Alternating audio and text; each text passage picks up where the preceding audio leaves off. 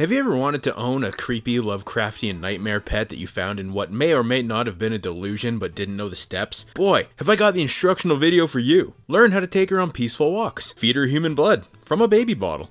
Or yourself even, cause why not?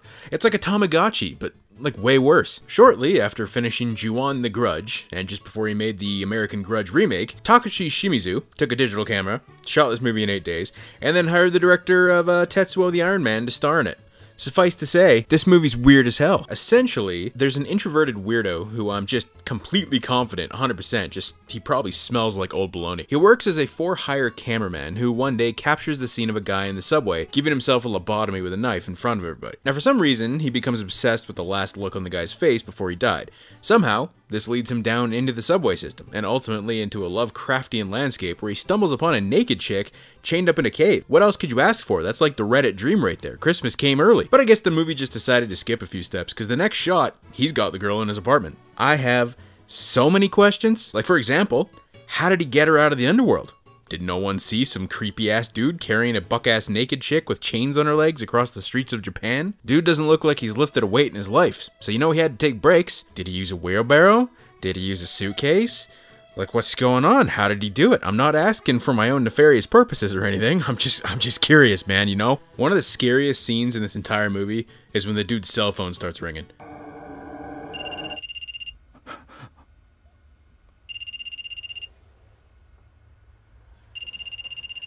The level of panic, me too, man, I getcha. Sometimes when my phone rings, I just stare at it, watching it ring until it stops, and then I Google the number to figure out who it was, like a true adult.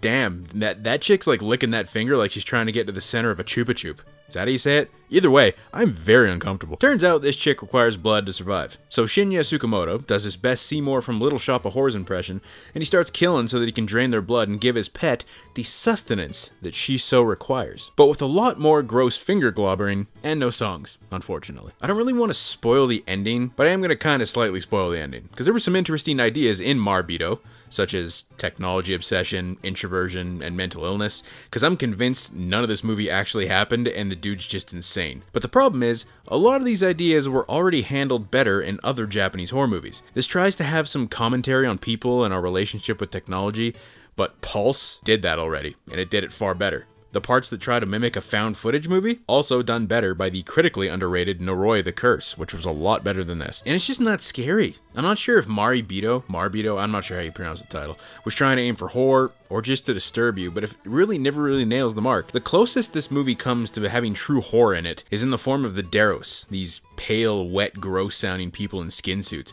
But all I can think about when they show up is this guy. Yeah.